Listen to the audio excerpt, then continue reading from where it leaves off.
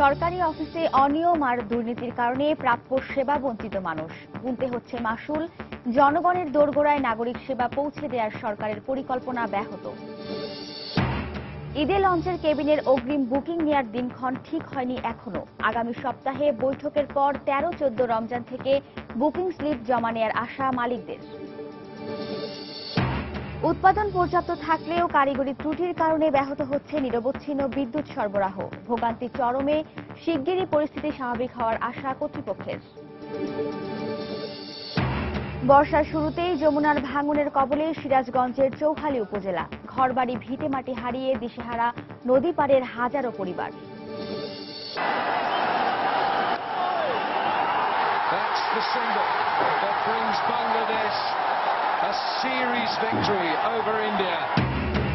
এবং এক ম্যাচ হাতে রেখেই ভারতের বিপক্ষে ঐতিহাসিক ওয়ানডে সিরিজ জয় টাইগারদের।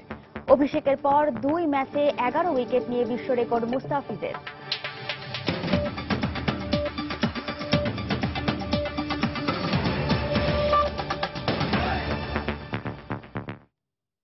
সময় সংবাদের সঙ্গে আছি আমি ওয়াহিদা স্বপ্না। জনগণের দোরগোড়ায় নাগরিক সেবা পৌঁছে দিতে সরকারের নেওয়া পরিকল্পনাগুলো অধিকাংশ ক্ষেত্রেই মাঠ পর্যায়ে অকার্যকর হয়ে পড়ছে। সরকারি অফিসে নিয়ম হয়ে যাওয়া অনিয়ম আর দুর্নীতির মাশুল গুনতে হচ্ছে প্রান্তিক পর্যায়ের মানুষকে। এতে সুফল বঞ্চিত হচ্ছে তারা। বিশেষজ্ঞদের অভিমত, জবাবদিহির সংস্কৃতি না থাকায় প্রশাসনের শিথিলতা বাড়ছে। আইন মেনে চলতে আমলাদের বাধ্য করতে হবে রাজনীতিবিদদেরই, এমন পরামর্শ তাদের। শাকিলা শারমিনের রিপোর্ট। খেটে খাওয়া এ মানুষগুলোর জীবনযাপন নিতান্তই সাদামাটা। হাড় ভাঙা পরিশ্রমের অল্প টাকায় দুবেলা দুমুঠো ভাত আর মাথা গোজার একটু জায়গা হলেই সন্তুষ্ট তারা। অনেক সময় এই ন্যূনতম চাহিদার জীবনও হয়ে পড়ে বাধাগ্রস্ত। প্রান্তিক পর্যায়ে বসবাস করা সাধারণ মানুষগুলো নানা প্রয়োজনে নাগরিক সেবা নিতে গিয়ে প্রতিদিনই মুখোমুখি হন অনিয়ম আর দুর্নীতির। 10,000 টাকা কাজ নাইলে সেখানে আরো 2,000 টাকা বেশি দিতে হয়। 12,000 টাকা দিলে ওইটা আমরা জাত করে পাই, নাহলে পাই না। টাকা দেওয়া লাগে, নাইলে লাইসেন্স আপনি 6 মাসও পাইবেন না। টাকা দেবেন, খালি কই দেবে, কাল ভরে লই যায়। নিজের সম্পদ থেকে রাখা পারি না, বলা আরেকজনের দখল করে নিয়ে জায়গা। সরকার যন্ত্রের কাছে সাধারণ মানুষের প্রত্যাশা বা না পাওয়ার সংজ্ঞা মোটা দাগে এমনই। আর যাদের বিরুদ্ধে এ অভিযোগ, মাঠ পর্যায়ে কাজ করা সেই আমলাদের অজুহাত প্রশাসনিক দীর্ঘসূত্রিতার। যত বেশি সচেতন হবে, যত বেশি মানুষ শিক্ষিত হবে, তত বেশি কিন্তু আমাদের জবাবদিহিতার জায়গাটা, স্বচ্ছতার জায়গাটা বাড়বে। শাস্তিটা যদি নিশ্চিত না হয়, জবাবদিহি যদি মনিটরড না হয়, তাহলে ডিলেমিটা একটু বাড়ে। বিশেষজ্ঞদের মতে আইন না মানা এবং দুর্নীতির সংস্কৃতি গা সওয়া হয়ে যাওয়ায় দেশে সুশাসন প্রতিষ্ঠা সম্ভব হয়নি। কেউ আইনের তোয়াক্কা করছে না, কোনো নিয়মের তোয়াক্কা করছে না, অর্থের বিনিময়ে যে কিছু দিয়ে দিচ্ছে। সংবিধানে প্রজাতন্ত্রের নাগরিকের সমান অধিকার থাকলেও বাস্তবে তা লঙ্ঘিত হয়েছে বারবার। সাম্য, ন্যায় বিচার এবং জবাবদিহিতার যে অঙ্গীকার নিয়ে বাংলাদেশের সংবিধান রচিত হয়েছিল, সেই অঙ্গীকার পূরণে এখনো পুরোপুরি সমর্থ হয়নি বাংলাদেশের সরকারগুলো। বিশেষজ্ঞরা মনে করছেন, ব্রিটিশ আমলের প্রশাসনিক ব্যবস্থা এবং আমলাতান্ত্রিক জটিলতার কারণে এখনো মানুষের দোরগোড়ায় পৌঁছায়নি সুশাসন। তারা মনে করেন, এই ব্যবস্থার আমূল পরিবর্তন এনে দ্রুত পদক্ষেপ গ্রহণের মাধ্যমে সম্ভব দেশের সুশাসন নিশ্চিত করা। শাকিলা শারমিন, সময় সংবাদ, আশুলিয়া, সাভার। আসন্ন ঈদ উল ফিতরকে সামনে রেখে ঘরমুখ যাত্রী পরিবহনে প্রস্তুত সড়ক পরিবহন, রেল ও নৌ মন্ত্রণালয়।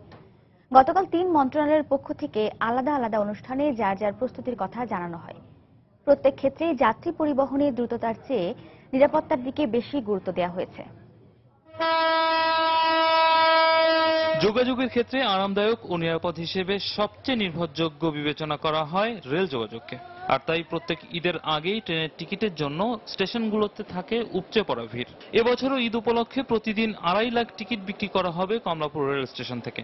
আগামী 9 জুলাই থেকে শুরু হবে ট্রেনের অগ্রিম টিকিট বিক্রি। ওই দিন পাওয়া যাবে 13 জুলাইয়ের ট্রেনের টিকিট। ঈদের পরের ফিরতি অগ্রিম টিকিট বিক্রি শুরু হবে 16 জুলাই থেকে। রোববার রেলমন্ত্রী ঈদ পূর্ববর্তী ট্রেনের সামগ্রিক প্রস্তুতি সম্পর্কে এক ব্রিফিংয়ে এসব কথা জানান। 9 তারিখ থেকে 13 তারিখ পর্যন্ত ঈদের আগে টিকিট ছাড়বো আমরা। যাত্রীদের শতভাগ কাঙ্ক্ষিত সভা জিতির না পারলেও আমরা মর্মত, কিন্তু আমাদের ইচ্ছা যাতে অতি তাড়াতাড়ি শতভাগ সেবা দিতে পারি। এদিকে ঈদের আগে সড়ক পথের সবচেয়ে দুশ্চিন্তার কারণ যানজট এবং দুর্ঘটনা। ঈদকে সামনে রেখে মহাসড়কগুলো যান চলাচলের জন্য সম্পূর্ণ প্রস্তুত রয়েছে বলে জানিয়েছেন সড়ক পরিবহন ও সেতু মন্ত্রী ওবায়দুল কাদের। আসন্ন ঈদ ঘরমুখ মানুষের নিরাপদে বাড়ি ফেরা, ঢাকা মহানগরীর প্রবেশ বহির্গমন পয়েন্টগুলো যানজট মুক্ত রাখা, মহাসড়কে যানজট মোকাবিলা, সড়ক নিরাপত্তা অন্যান্য বিষয়ে আমরা সক্রিয় রয়েছি। দেশব্যাপী সড়ক ও জনপথ বিভাগের প্রকৌশলীগণকে প্রস্তুত রাখা হয়েছে। মহাসড়কগুলো যান চলাচলে এখন উপযোগী রয়েছে। ঈদে যে কোনো দুর্ঘটনা এড়াতে লঞ্চে ধারণ ক্ষমতার অতিরিক্ত যাত্রী বহন করা হলে কঠোর ব্যবস্থা নেওয়া হবে বলে জানিয়েছেন নৌ পরিবহন মন্ত্রী শাহজাহান খান। এছাড়া সূর্যাস্তের পরে বালুবাহী জাহাজ এবং যাত্রী পারাপারে স্পিড বোট ব্যবহার বন্ধের ঘোষণা দেন তিনি। মাওয়া এবং পাটুরিয়াতে আমরা একটা ব্যবস্থা নেব, সেটি হলো যে যাতে যদি অধিক পরিমাণে যাত্রী আমরা দেখি তাহলে আমরা কিছু ফেরি দিয়েও আমরা যাত্রী পারাপার করব। পরিবহনের সাথে যুক্ত 3 মন্ত্রণালয়ের কাছ থেকেই যাত্রী পরিবহনের ক্ষেত্রে সবচেয়ে বেশি গুরুত্ব পাচ্ছে যাত্রী নিরাপত্তা। রামিম হাসান, সময় সংবাদ, ঢাকা। এদিকে ঈদে ঘরমুখ নৌযাত্রীদের লঞ্চের কেবিনের অগ্রিম বুকিং নেয়ার দিনক্ষণ এখনো নির্ধারণ হয়নি। তবে রমজানের দ্বিতীয় সপ্তাহে ঢাকায় লঞ্চ মালিকদের এ ব্যাপারে বৈঠক করার কথা রয়েছে। 13 অথবা 14 রমজান থেকে বুকিং স্লিপ জমা নেওয়া শুরু হতে পারে। আর 18 থেকে যাত্রীরা কেবিনের অগ্রিম টিকিট হাতে পেতে পারেন বলে জানিয়েছেন লঞ্চ মালিকরা। আমিনুল ইসলামের তোলা ছবিতে আরো জানাচ্ছেন ফিরদাউস সোহাগ। ঢাকা বরিশাল নৌপথে লঞ্চের কেবিনের টিকিট সাধারণ সময়ে অনেকটা সোনার হরিণ, আর ঈদের সময় কেবিনের একটা টিকিট পাওয়া যেন সৌভাগ্যের ব্যাপার। কবে অগ্রিম টিকিট ছাড়া হবে সে খবর জানতে রমজানের শুরু থেকেই যোগাযোগ শুরু হয় বুকিং কাউন্টারে। 13 বা 14 তারিখে অগ্রিম টিকিটের স্লিপ নেওয়া হতে পারে। সেক্ষেত্রে আমরা 18 বা 20 তারিখে কেবিনের টিকিট অগ্রিম দিতে পারব। এবার কেবিনের টিকিট যাতে কালোবাজারে না যায় সে ব্যাপারে ব্যবস্থা নেওয়ার কথা জানালেন এই লঞ্চ মালিক। কেবিনের টিকিট যাতে কালোবাজারির হাতে না যায় সেই জন্য আমরা নিজস্ব তত্ত্বাবধানে টিকিট বিক্রির ব্যবস্থা করব। তবে ভিড় এড়াতে যাদের পক্ষে সম্ভব স্পেশাল ট্রিপ শুরুর আগেই ঘরমুখী যাত্রীদের রওনা করার পরামর্শ দিচ্ছে। এদিকে স্টিমার সার্ভিসের বিশেষ ট্রিপ ঈদের 1 সপ্তাহ আগে শুরু হতে পারে বলে জানান বিআইডব্লিউটিসির এই কর্মকর্তা। ঈদ উপলক্ষে বিআইডব্লিউটিসির স্টিমার কেবিনের অগ্রিম বুকিং মধ্য রমজান নাগাদ শুরু হতে পারে এবং টিকিট পেতে হলে বিআইডব্লিউটিসির প্রধান কার্যালয়ে রকেট রিজার্ভেশন শাখায় যোগাযোগ করতে হবে। লঞ্চগুলোতে শুধু কেবিনের টিকিট অগ্রিম বুকিং করা যায়। তৃতীয় শ্রেণীর টিকিট ভ্রমণের দিন লঞ্চে দেওয়া হয়। এবার ঈদে ঢাকা বরিশাল রুটে 14টি লঞ্চ ও 6টি স্টিমার চলার কথা রয়েছে। ফিরদাউস সোহাগ, সময় সংবাদ, বরিশাল। দেখছেন সময় সংবাদ। এবছর রমজান মাসে বিদ্যুতের পর্যাপ্ত উৎপাদন হলেও কারিগরি ত্রুটি, সঞ্চালন ও বিতরণ ব্যবস্থার নানা সীমাবদ্ধতায় বারবার হোঁচট খাচ্ছে নিরবচ্ছিন্ন বিদ্যুৎ সরবরাহ। ফলে রাজধানী সহ প্রায় পুরো দেশই আবারও লোডশেডিং এর কবলে পড়েছে। তীব্র দাবদাহের মধ্যেই এবার চলছে পবিত্র রমজান। তার উপর ঘন ঘন বিদ্যুৎ বিপর্যয়, সব মিলে নাগরিক ভোগান্তি চরমে উঠেছে। বিদ্যুৎ বিভাগ ও বিতরণ সংস্থাগুলোর আশা বিকল হয়ে পড়া সাবস্টেশন ও সঞ্চালন লাইনগুলোর মেরামত প্রক্রিয়া শেষ হলে আগামী 2-3 দিনের মধ্যেই পরিস্থিতি স্বাভাবিক হবে। বিস্তারিত জানাচ্ছেন দেবাশিস রায়। ঋতু হিসেবে সময়টা বর্ষাকাল হলেও এবছর দাবদাহের তীব্রতা যেন কমছে না কিছুতেই। আর এর মাঝেই চলছে সিয়াম সাধনার মাস রমজান। তীব্র দাবদাহের পাশাপাশি এবারে রমজানে নাগরিক ভোগান্তিকে কয়েক গুণ বাড়িয়ে তুলেছে বিদ্যুতের নিত্য যাওয়া আসা। কখনো মধ্যরাত্রি, কখনো বা সন্ধ্যার লোডশেডিং এর ফলে শারমিন আক্তারের মতো অনেক গৃহিণীকেই দিনভর রোজা রেখে ইফতার তৈরি করতে হচ্ছে মোমের আলোয়। খাবার দাবার বানাইতে, খাবার রেডি করতে খুব প্রবলেমে পড়ে যাই আমরা। রমজানের কাজের সময় গেলে তখন তো ফেলে রাখার উপায় থাকে না, এই জন্য খুব কষ্ট হয়। দৈনিক 2-3 বার কারেন্ট জায়গা, আমরা পানি তুলতে পারি না, পানি থাকে না, পানির জন্য চিল্লাবিল্লা লাগাই দেয়। বিতরণ সংস্থা ডিপিডিসির দাবি, সঞ্চালন লাইনে জটিলতা সহ ধানমন্ডিতে সাব স্টেশনের ত্রুটির ফলেই এমন অবস্থা, যা হয়তো স্থায়ী হতে পারে 1 সপ্তাহ পর্যন্ত।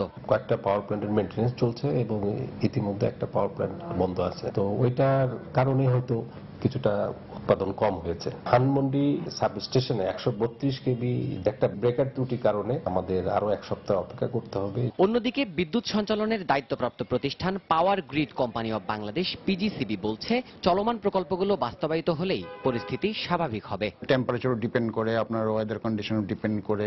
এখনো ওয়েদার কন্ডিশন বেশি গরম পড়লে আরেক রকম হবে। আবার ভোলা বরিশাল লাইনে আমার 18 তারিখে এই মাসে 18 তারিখে চার্জ করা হয়েছে, অলরেডি এই করা হয়েছে। ভোলা পাওয়ার স্টেশন চলে আসলাম, এটা চলে আসবে। খুব যে সাফার করছে তা না, কিন্তু আপনাদের প্রজেক্টগুলো আসলে সব ঠিক হয়ে যাবে। তবে বিদ্যুৎ খাতের অন্যতম পরিকল্পনাকারী বিভাগ পাওয়ার সেল আশা করছে 2-3 দিনের মধ্যেই সঞ্চালন লাইনের জটিলতা নিরসন হলে দুর্ভোগ কমবে গ্রাহক পর্যায়ে। কয়েক বছরে যেভাবে জেনারেশনের উপর আমরা জোর দিতে পেরেছি, সঞ্চালন এবং বিতরণের দিকে ওইভাবে নজর দিতে পারি নাই।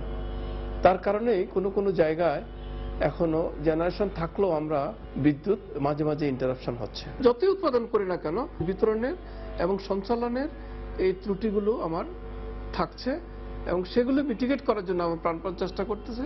আশা করি কি 2-3 দিনের মধ্যে অনেক দূরে সমাধান হয়ে যাবে। এছাড়া বিদ্যুতের নিরবচ্ছিন্ন সরবরাহ নিশ্চিত করতে বিভিন্ন উন্নয়ন প্রকল্পের পাশাপাশি বিদ্যুৎ ব্যবহারে গ্রাহকদের মিতব্যয়ী হওয়ার কোনো বিকল্প নেই বলে মনে করছে বিদ্যুৎ বিভাগ। দেবাশিস রায়, সময় সংবাদ, ঢাকা। বিজিবি নায়ক রাজ্জাককে অপহরণের পর নির্যাতন এবং সেই ছবি প্রচার করে মিয়ানমার আন্তর্জাতিক শিষ্টাচার বহির্ভূত কাজ করেছে বলে মত দিয়েছেন আন্তর্জাতিক সম্পর্ক বিশ্লেষকরা। তারা মনে করেন নিষিদ্ধ মাদক ইয়াবা ব্যবসা, সাগরপথে মানব পাচার এবং রোহিঙ্গা ইস্যুতে বাংলাদেশের কঠোর অবস্থানের প্রতিক্রিয়ায় মিয়ানমারের বর্ডার গার্ড পুলিশ বিজিপি এমন নির্মম আচরণ করছে। বিশ্লেষকরা এই অবস্থা থেকে উত্তরণে দুদেশের মধ্যে অনাস্থা দূর করতে উচ্চ পর্যায়ের কূটনৈতিক তৎপরতার পরামর্শ দিয়েছেন। মাদক পাচার ওখানে একটা বড় সমস্যা। এই ইয়াবা বা এই ধরনের মাদক পাচারের সাথে যদি মিয়ানমার সীমান্ত রক্ষী বাহিনীরও যদি কেউ জড়িত থাকে, সেক্ষেত্রে বাংলাদেশের কাছে সুনির্দিষ্ট তথ্য থাকলে সেটা মিয়ানমারের কাছে শেয়ার করা উচিত। তার পরিচয় তো জানা, কাজে সেক্ষেত্রে তাকে যেভাবে ওখানে উপস্থাপন করা হয়েছে সেটাও কিন্তু আমার কাছে মনে হয় যে আন্তর্জাতিক যে নীতিমালা বা স্ট্যান্ডার্ড আছে তার নিচে তারা নেমে গেছে। এখন সে দেশের মানুষকে তারা দেখাচ্ছে যে আমরা দেখো কি করেছে। বাংলাদেশের একজন বিজেপির একজন সদস্যকে আমরা ধরে রেখেছি, এটা তারা ফোকাস করছে। তাকে ধরে রেখে দেখানো যে আমরা অত্যন্ত কঠোর এসব সীমান্ত অঞ্চলে আমরা দেখাচ্ছি, সেটা ভারতীয় যে অপারেশন যেটা চালিয়েছে সেটাকে ওভারলুক করার জন্য। এদিকে বিজিবি নায়ক রাজ্জাককে দ্রুত বাংলাদেশে ফিরিয়ে আনা হবে বলে জানিয়েছেন স্বরাষ্ট্র প্রতিমন্ত্রী আসাদুজ্জামান খান কামাল। গতকাল রাজধানীতে সিআইডি কার্যালয়ে আয়োজিত এক অনুষ্ঠানে একথা বলেন তিনি। মায়ানমার অথরিটি বিজিবি তারা আমাদের বিজেপিকে সবসময় বলে আসছে যে আগামীকাল এরকম ভাবে বলছে। আমরা সেই সূত্র ধরে বলছি যে কোনো সময় হতে পারে। তা আমরা এখনো বলি আমাদের পররাষ্ট্র মন্ত্রণালয় এই ব্যাপারে তাদের আমাদের মায়ানমারের যে রাষ্ট্রদূত তার সঙ্গে কথা বলছে, তার সঙ্গে কথাবার্তা চলছে এবং আমাদের বি এবং বিজেপি কথাবার্তা হচ্ছে। আমরা এখনো বলছি যে কোনো সময় আমরা একটা বৈঠকের মাধ্যমে তাকে নিয়ে আসতে হবে। এদিকে বাবা দিবসে তৃতীয় সন্তানের পিতা হলেন মিয়ানমার সীমান্তরক্ষী বাহিনীর হাতে আটক বিজিবির নায়েক আব্দুর রাজ্জাক। গতকাল বিকেলে তার স্ত্রী আসমা বেগম একটি পুত্র সন্তানের জন্ম দেন, কিন্তু এ খবর পৌঁছায়নি রাজ্জাকের কাছে। তবে রাজ্জাককে আটকের ঘটনায় দুশ্চিন্তা আর আতঙ্কে মুষড়ে পড়েছে তার পরিবার। নাটোরের সিংড়া উপজেলার বলিয়াবাড়ি গ্রামে রাজ্জাকের বাড়িতেই এখন শুধু কান্নার রোল। তার মা জানান 5 দিন আগেও সন্তানের সঙ্গে কথা হয়েছিল, এরপর আর কোনো খবর পাননি। যে কোনো মূল্যে সন্তানকে ফিরে চান তিনি। রাজ্জাকের স্ত্রী জানান, ফেসবুকে বন্দী স্বামীর ছবি দেখার পর থেকেই তাদের মধ্যে বিরাজ করছে উদ্বেগ উৎকণ্ঠা। এ ব্যাপারে প্রশাসনের পক্ষ থেকে তাদের সঙ্গে এখনো কেউ যোগাযোগ করেননি। গত বুধবার মিয়ানমার সীমান্তরক্ষী বাহিনী বান্দরবান সীমান্তে গোলাগুলির পর রাজ্জাককে ধরে নিয়ে যায়।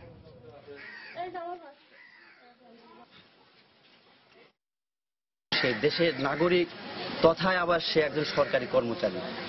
এই পর্যায়ে আমাদের গ্রামবাসীর তরফ থেকে, দেশের তরফ থেকে আমার একটাই মুখ্য উদ্দেশ্য যে তাকে সুস্থ অবস্থায় ইমিডিয়েটলি তাকে দেশে ফিরে আনা হোক। ঘটনার 5 দিন চলে যাওয়ার পরেও তেমন কোনো আমরা পদক্ষেপ দেখতে পাচ্ছি না। আমাদের সবার দাবি, আমাদের ফ্যামিলির, আমাদের এলাকাবাসী সবার দাবি যত দ্রুত সম্ভব আমার ভাইকে যেন ফিরে নিয়ে আসা হয়। সময় সংবাদে আরো থাকছে। জমি অধিগ্রহণ হলেও 34 বছরেও বগুড়ার 6 পুকুরিয়ায় গড়ে ওঠেনি ভারী শিল্পনগরী। সরকারের সদিচ্ছার অভাবকে দুষছেন ব্যবসায়ী নেতারা।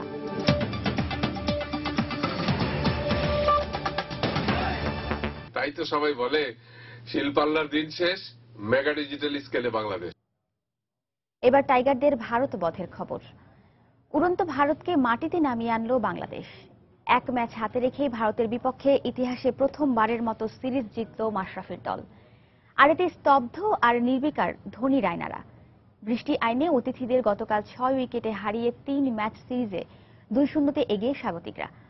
এর আগে প্রথমে ব্যাট করে মুস্তাফিজের বিশ্ব রেকর্ড গড়া 6 উইকেট শিকারের দিনে ভারত অল আউট হয় 200 রানে। কিন্তু বৃষ্টি আইনে বাংলাদেশের টার্গেট দাঁড়ায় 47 ওভারে 199 রান। সাকিবের টানা দ্বিতীয় 50-তে ভর করে বেশ সহজেই স্বপ্ন জয় করে বাংলার ক্রিকেটাররা। আবারও বাংলাদেশের জয়ের নায়ক হয়েছেন মুস্তাফিজ। 2004, 2007 ও 2014-তে টাইগারদের শৈশবে যে ধাক্কা দিয়েছিল ভারত, সময়ের বিবর্তনে বাংলাদেশ এখন অবস্থান করছে যৌবনের পরিণতি বোধে। মেলবোর্নে বঞ্চিত মাশরাফিরা এখন খুঁজে পেয়েছে পাল্টা মারের বিশল্যকরণে। অনেকদিন ভারতীয় দলের অহংবোধের চাপে থাকা বাংলাদেশ সবকিছুর জবাব দিয়েছে বীরের মতো, বুঝিয়ে দিয়েছে বিশ্ব ক্রিকেটে বাংলাদেশ আর ছোট নেই। আইসিসি র্যাঙ্কিং এ 2 নম্বর দেশের বিপক্ষে ছোট টাইগার মুস্তাফিজের নৈপুণ্যে দাপটে সিরিজ জয়ের পর এমন উদযাপন জানিয়ে দে বাঘের থাবা এখন কতটা ধারালো। বাঘের ডেরায় যে সবাইকেই মাথা নোয়াতে হয়। এর আগে প্রচন্ড চাপ, সমালোচনা, মর্যাদা রক্ষা করার সংগ্রামের সঙ্গে কোটি ভারতীয়দের প্রত্যাশা নিয়ে মাঠে নামা টিম ইন্ডিয়াকে খেলার প্রথম ওভারেই থমকে দেন মুস্তাফিজ। বিদায়ী করেন ওয়ানডে ক্রিকেটে ব্যক্তিগত সর্বোচ্চ রানের মালিক রোহিত শর্মাকে। এরপর বাংলাদেশের বোলারদের নিয়ে অনেক পড়াশোনা করা ভারতকে স্পিন ঘূর্ণিতে বোকা বানালো টাইগারদের পার্ট টাইম বোলার নাসির। টানা ফ্লপের মধ্যে থাকা কোহলি 23 ও খানিকটা বিপজ্জনক হওয়ার ধাওয়ান ফেরেন 53 রান করে। স্বপ্নটা বড় হতে থাকে মিরপুরের সমর্থকদের। এবার দৃশ্যপটে রুবেল রান করার আগেই বিদায় আম্বাতি রাইডু। তারপর শুরু মুস্তাফিজের কাটার ঝড়, যাতে লন্ডভন্ড হয়ে গেল ভারতীয় ব্যাটিং লাইন। বিদায় 23 রান করা রায়না।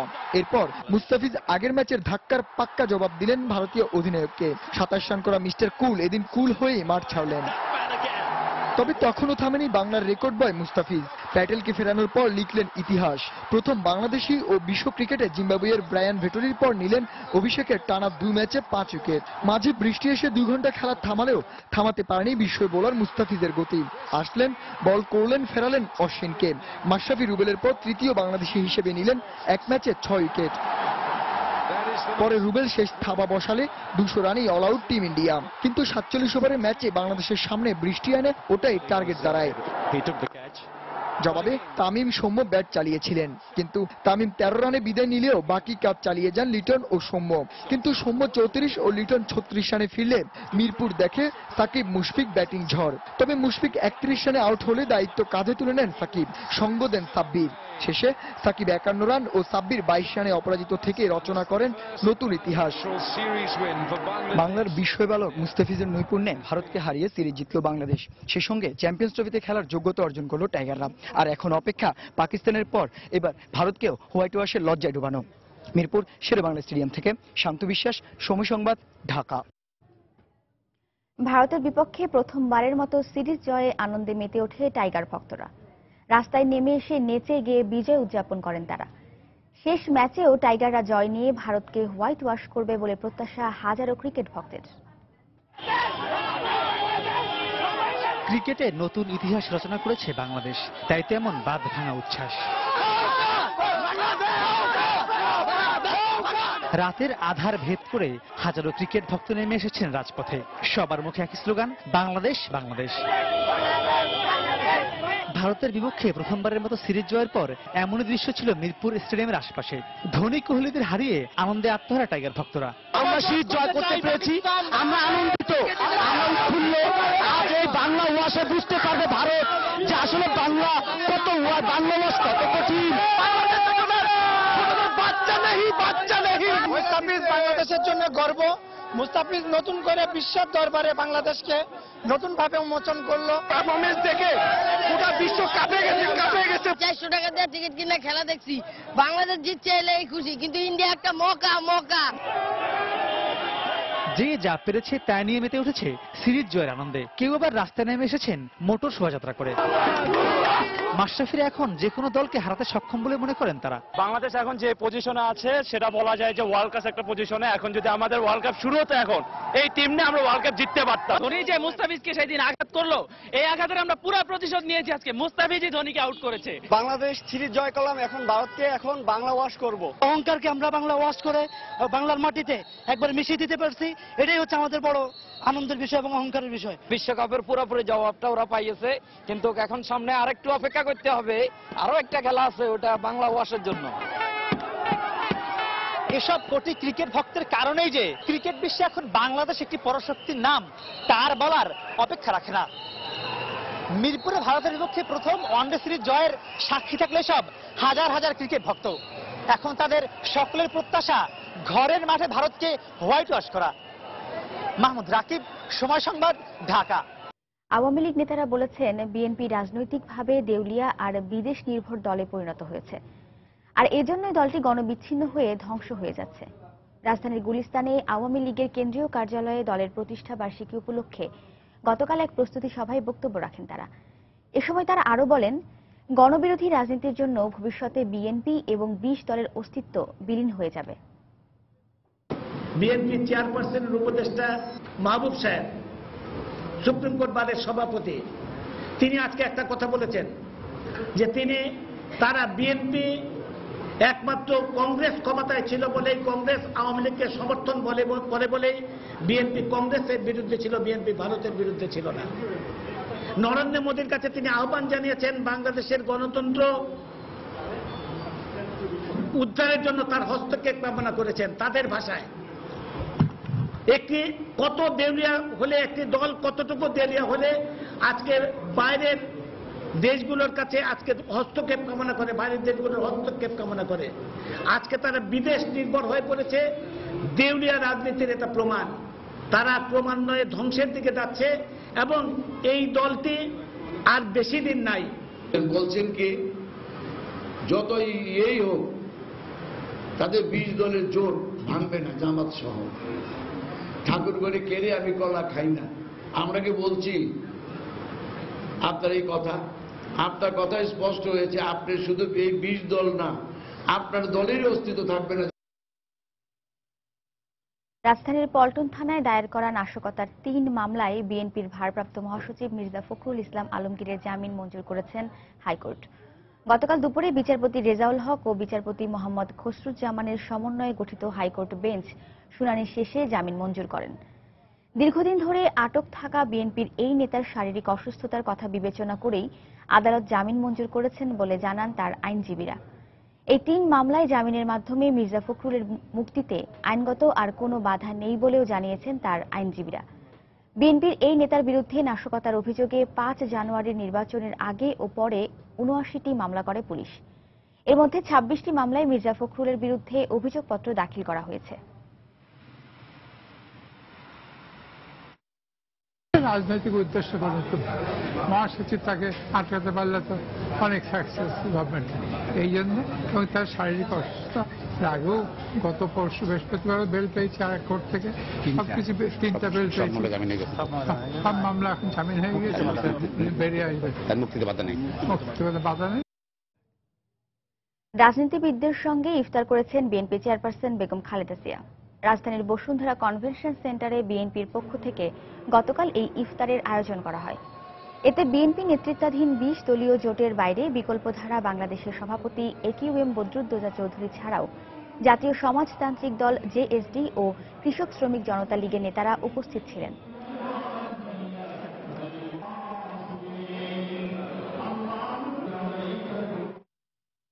রাজনীতিবিদদের মানুষের কল্যাণে রাজনীতি করার আহ্বান জানিয়েছেন জাতীয় পার্টির চেয়ারম্যান হুসেইন মোহাম্মদ এরশাদ।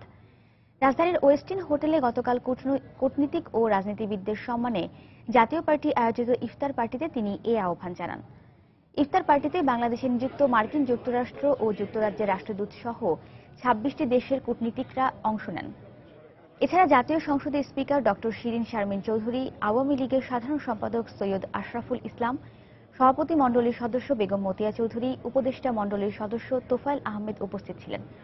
এছাড়া বাংলাদেশের ওয়ার্কার্স পার্টির সভাপতি রাশেদ খান মেনন, জাতীয় সমাজতান্ত্রিক দল জাসদ সভাপতি হাসানুল হক ইনু সহ বিভিন্ন রাজনৈতিক দলের নেতৃবৃন্দ অংশ নেন। চট্টগ্রামের বোয়ালখালীতে ব্রিজ ভেঙে তেলবাহী ওয়াগন খালে পড়ে ৫৫,০০০ লিটার ফার্নেস অয়েল কর্ণফুলী নদীর ২০ কিলোমিটার পর্যন্ত ছড়িয়ে যাওয়ার পর অবশেষে টনক নড়েছে প্রশাসনের। বন্দরের ওয়াটারলুম মেশিন দিয়ে তেল নিষ্কাশনের পাশাপাশি স্থানীয়দের সংগ্রহকৃত তেল ৬০ টাকা লিটার দরে কিনে নেয়ার ঘোষণা দিয়েছে প্রশাসন। অথচ পানিতে তেল ছড়িয়ে পড়ায় ব্যাপক পরিবেশ বিপর্যয়ের ঘটনা ঘটলেও সমন্বয়হীনতার কারণে গত ৩ দিনেও তেমন কোনো ব্যবস্থা নেওয়া হয়নি। আশরাফুল আলম মামুনের ক্যামেরায় বিস্তারিত জানাচ্ছেন পার্থপ্রতিম বিশ্বাস। শুক্রবার দুপুর থেকে বিভিন্ন খাল হয়ে পরিবেশের জন্য ক্ষতিকর ফার্নেস অয়েল ছড়িয়ে পড়ছিল কর্ণফুলী নদীতে। গত দুদিন ধরে সরকারি সংস্থাগুলোর কর্মকর্তারা ঘটনাস্থল পরিদর্শন করেই তাদের দায়িত্ব পালন শেষ করেছিলেন, কিন্তু গণমাধ্যমে পরিবেশ বিপর্যয়ের প্রতিবেদন প্রচারের পর টনক নড়ে প্রশাসনের। ফলে রোববার থেকে সরকারি সবগুলো দপ্তরের শীর্ষ কর্মকর্তারা ঘটনাস্থলে এসে তেল অপসারণের উপায় খুঁজতে থাকে। এই অবস্থায় জেলা প্রশাসক ঘোষণা দেন স্থানীয়দের সংগৃহীত তেল কিনে নেয়ার। এতে সাড়াও মেলে স্থানীয়দের। কৃষি লোন লই আমরা ক্যাট বলা শ্বাস মাস করছি, কিন্তু যে কৃষি চাষ করছে আমরা এখান থেকে সব অনেক টাকা মার খাইছি। পুকুরের পানি ঢুকেছে, পুকুরের পানি মাছ মরে যাচ্ছে, পুকুরের পানি নষ্ট হয়ে গেছে। লোকজন হ্যান্ডমাইকে বলে দিল যে ৩০ টাকা করে আপনারা পাবেন। জ্বালানি প্রতিমন্ত্রী মহোদয় এটি বলেছেন যে না ৩০ টাকা না ৬০ টাকা করে দেওয়া হবে। পরে আমরা আবার তাৎক্ষণিকভাবে সেখানে লোকজনকে জানিয়ে দিয়েছি। এদিকে পরিবেশ অধিদপ্তরের এই শীর্ষ কর্মকর্তা স্বীকার করেন, সরকারি প্রতিষ্ঠানগুলোর মধ্যে সমন্বয়হীনতার পাশাপাশি যন্ত্রপাতি স্বল্পতার কারণে ব্যবস্থা নেওয়া যায়নি। আসলে আমাদের এই প্রস্তুতিটা, আমাদের এই যে এটা কন্টিনজেন্সির যে একটা প্ল্যান বা একটা যে একটা, এটা আমাদের সত্য কথা বলতে আমরা এখনো ওইভাবে পরিপূর্ণতা পাইনি।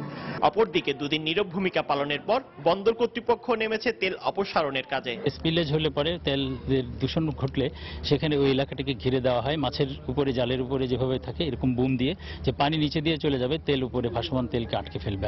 দীর্ঘ 10 বছরের বেশি সময় ধরে চট্টগ্রাম 2000-এর রেল রুটের অধিকাংশ ব্রিজই ঝুঁকিপূর্ণ হলেও কোনো ব্যবস্থা নেওয়া হয়নি। ইতিমধ্যে আমরা এই ব্রিজের মেরামত কাজ শুরু করছি। এই ব্রিজটা সম্পূর্ণভাবে নির্মাণের জন্য প্রকল্পে একটা ব্যবস্থা আছে। শুক্রবার দুপুরে চট্টগ্রাম থেকে 2000 পিকিং বিদ্যুৎ কেন্দ্রের জন্য ফার্নেস অয়েল নিয়ে যাওয়ার পথে বোয়ালখালী সারোয়াতলিতে দুর্ঘটনার কবলে পড়ে ট্রেনটি। এতে সেতুটি ভেঙে ইঞ্জিন সহ 3টি ওয়াগন খালে পড়ে যায়। পার্থপ্রতিম বিশ্বাস, সময় সংবাদ, চট্টগ্রাম। বর্ষা মৌসুমের শুরুতেই সর্বনাশা যমুনার ভাঙনের কবলে পড়েছে সিরাজগঞ্জের চৌহালি উপজেলা। ভাঙনে ঘরবাড়ি ভিটেমাটি হারিয়ে দিশেহারা নদী পাড়ের হাজারো পরিবার। পানি উন্নয়ন বোর্ড বলছে প্রতিরোধী প্রকল্প প্রণয়ন করা হলেও বরাদ্দ অর্থ না পাওয়ায় কাজ শুরু করা সম্ভব হচ্ছে না। রিঙ্কু কুণ্ডুর পাঠানো তথ্য ও ছবি নিয়ে ডেস্ক রিপোর্ট। গত 10 বছরে যমুনা নদীর অব্যাহত ভাঙনে বিলীন হয়ে যাচ্ছে সিরাজগঞ্জের চৌহালি উপজেলার রাস্তাঘাট, হাটবাজার, গাছপালা, স্কুল কলেজ সহ বিস্তীর্ণ জনপদ। ভিটেমাটি হারিয়ে আজ ছিন্নমূল এই নদী অঞ্চলের মানুষ। অসহায় মানুষদের দাবি ভাঙন ঠেকাতে দ্রুত স্থায়ী বাঁধ নির্মাণ করা হোক। পাশাপাশি তাদের অভিযোগ স্থানীয় জনপ্রতিনিধিরা এই অবস্থায় তাদের পাশে দাঁড়াচ্ছেন না। 600 বাড়ি গেছে, প্রতিষ্ঠিত বাড়ি সবগুলো, কোটি কোটি টাকার সম্পদ চলে গেছে। আমাদের কোনো যাওয়ার মতো কোনো নাই। এখন কি করবো, মানে ওই যে ভাষা, নদীতে ভাষা যেরকম আমরা এখন ভেসে যাচ্ছি। আমরা যে পূব দিকে যাবো, পূব দিকে যাওয়ার মতো কোনো ব্যবস্থা নেই। পূব দিকে ভাঙে সব পূব দিকে চলে যেতেছে। 15 দিনের মধ্যে হাফ কিলো ভাঙে আমাদের বাড়িটাও এখন ভাঙে গেছে। ভাঙে যাওয়ার পরে আমরা মানে ছিন্ন বিচ্ছিন্ন রাস্তায় ঘর বাড়ি ফেলায় রাখছি। আমাদের কোনো ব্যবস্থা নাই, সব জমি জমা ভাঙে গেছে। অবশ্য জেলা প্রশাসক জানালেন দুর্গতদের জন্য নগদ অর্থ ও চাল বরাদ্দ করা হয়েছে। এই বাড়িঘরগুলো শিফট করেছে তাদেরকে শিফটিং এর জন্য আমরা পরিবার প্রতি 5000 টাকা করে দেওয়ার জন্য বলেছি। আর যেটা চাল দিয়েছি এটা আসলে যারা আসলে অধপতিত আছে তাদেরকে দেওয়ার জন্য বলেছি, 10 কেজি থেকে 20 কেজি করে দেবে। এদিকে প্রকল্প প্রণয়ন হলেও বরাদ্দ অর্থ না পাওয়ায় কাজ শুরু করা সম্ভব হচ্ছে না বলে জানালেন পানি উন্নয়নের এই শীর্ষ কর্মকর্তা। তাৎক্ষণিক ব্যবস্থা গ্রহণের জন্য আমরা ঊর্ধ্বতন কর্তৃপক্ষকে ভাঙনের বিষয়টি জানিয়েছি। বরাদ্দ পাওয়া গেলে ব্যবস্থা গ্রহণ করা যাবে। চৌহালি উপজেলায় যমুনা নদীর ভয়াল ভাঙনে ভিটেমাটি হারিয়ে সহায় সম্বলহীন 5টি ইউনিয়নের প্রায় লক্ষাধিক মানুষ। সময় সংবাদ, সিরাজগঞ্জ।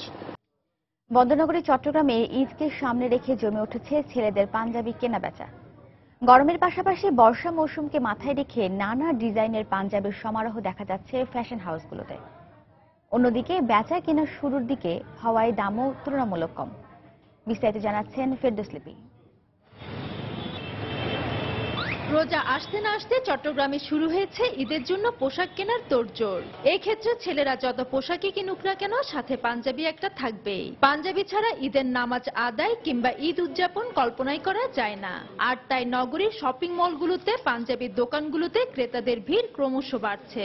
আমাদের মুসলমানের একটা ঐতিহ্যবাহী পোশাক পাঞ্জাবি, যেটা না হলেই মানে অসম্পূর্ণ মনে হয়। আমাদের জন্য একটা অনেক বড় উৎসব, ঈদের জন্য পাঞ্জাবি কিনতে। পাঞ্জাবি যে ছেলেদের একটা খুশি, ঈদের আনন্দ যে ওরা পরে ঈদের নামাজ পড়তে যাবে। এদিকে ক্রেতাদের চাহিদার কথা বিবেচনা করে পাঞ্জাবিকেই প্রাধান্য দিচ্ছেন বিক্রেতারাও। আর ক্রেতা আকর্ষণের জন্য বিভিন্ন নকশা ও রং বেরঙের পাঞ্জাবি কালেকশন রাখছেন ফ্যাশন হাউসগুলো।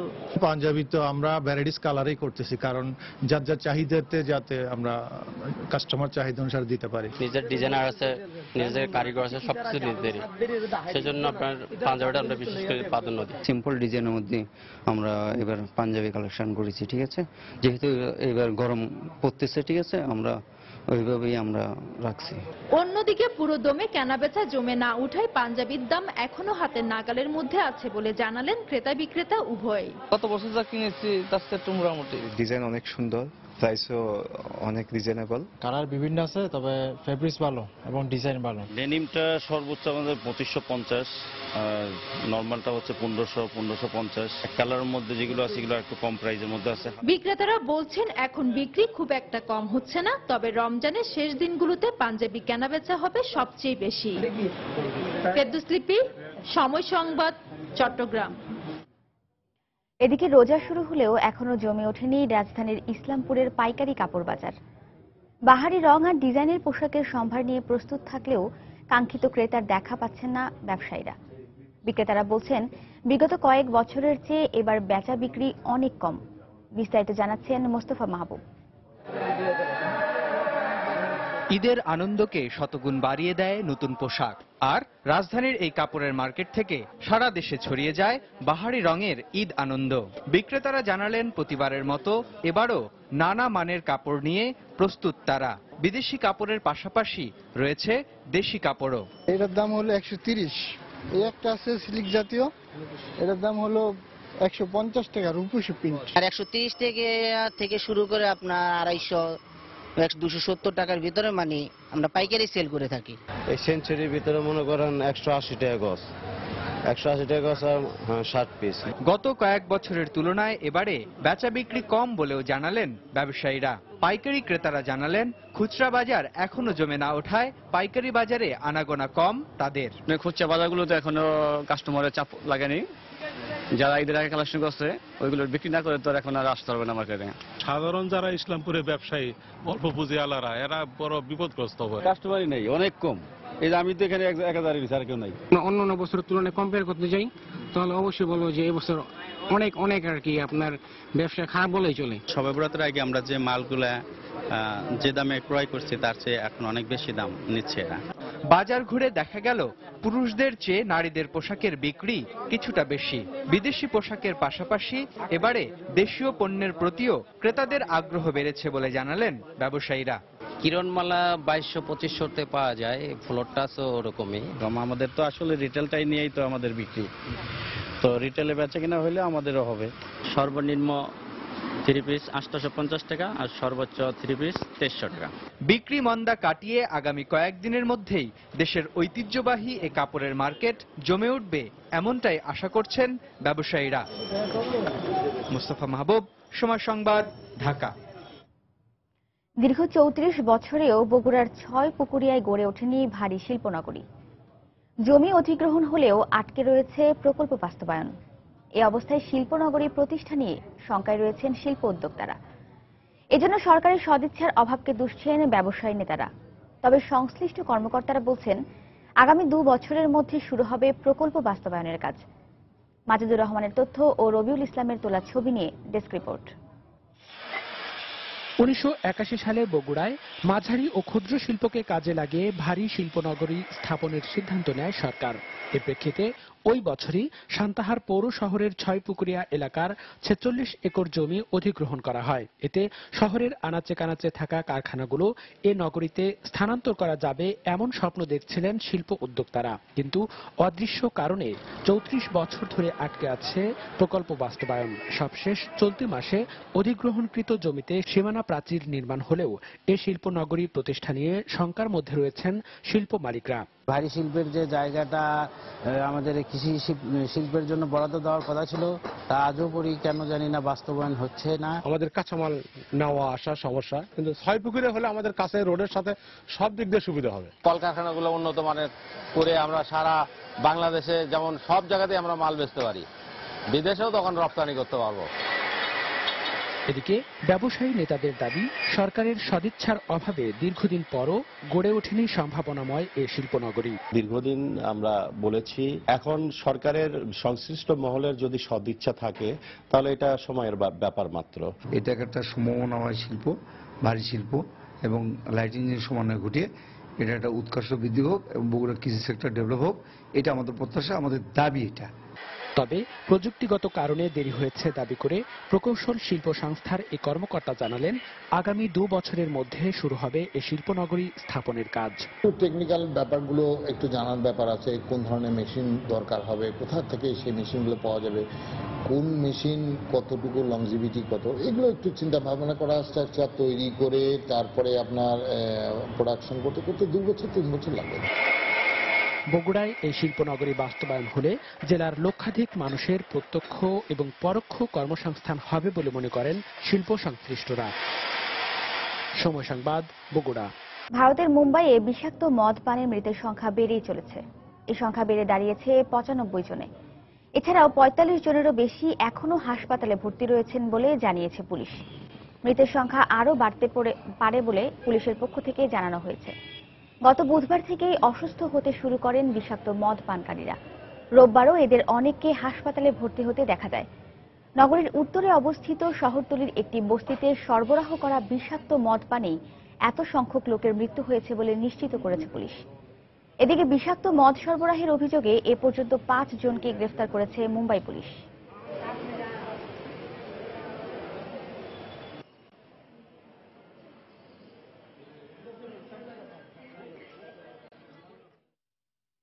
কোপা আমেরিকার খবর। নেইমার না থাকায় শঙ্কা ছিল, তবে সব শঙ্কা ছাপিয়ে গ্রুপ চ্যাম্পিয়ন হয়েই কোপা আমেরিকার কোয়ার্টার ফাইনালে উঠেছে 8 বারের চ্যাম্পিয়ন ব্রাজিল। গ্রুপের শেষ ম্যাচে ভেনেজুয়েলাকে 2-1 গোলে হারিয়েছে কার্লোস দুঙ্গার দল। সি গ্রুপের অপর ম্যাচে পেরুর বিপক্ষে গোল-শূন্য ড্র করলেও কোয়ার্টারের টিকিট পেয়েছে কলম্বিয়া। চিলির সান্তিয়াগোর স্তাদিও মনুমেন্টাল আরেল্লানোতে 4 ম্যাচ নিষেধাজ্ঞায় থাকা নেইমারকে ছাড়াই মাঠে নামে ব্রাজিল। তবে তাতেও সেলেসাওদের আক্রমণের ধার কমেনি এতটুকু। ম্যাচের 9 মিনিটে থিয়াগো সিলভার দারুণ এক ভলিতে লিড পায় ব্রাজিল। এরপর রবিনহো উইলিয়ানরা লিড দ্বিগুণ করার বেশ কিছু সুযোগ পেয়েও কাজে লাগাতে পারেনি। তবে বিরতির পর ম্যাচের 51 মিনিটে উইলিয়ানের অ্যাসিস্ট থেকে সেলেসাওদের হয়ে দ্বিতীয় গোল করেন রবার্তো ফিরমিনো। এরপর ম্যাচ শেষ হওয়ার 6 মিনিট আগে ভেনেজুয়েলার হয়ে নিকো একটি গোল শোধ করলেও দলের হার এড়াতে পারেনি। ফলে গ্রুপ চ্যাম্পিয়ন হয়ে সেরা 8-এ জায়গা করে নেয় ব্রাজিল। আগামী শনিবার চতুর্থ কোয়ার্টার ফাইনালে দুঙ্গার দলের প্রতিপক্ষ প্যারাগুয়ে।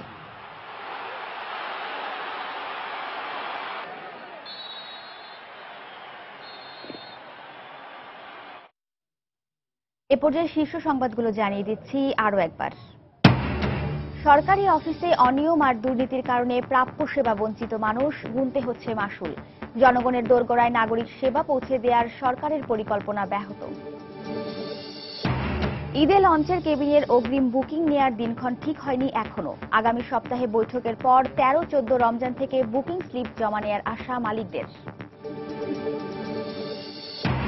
উৎপাদন পর্যাপ্ত থাকলেও কারিগরি ত্রুটি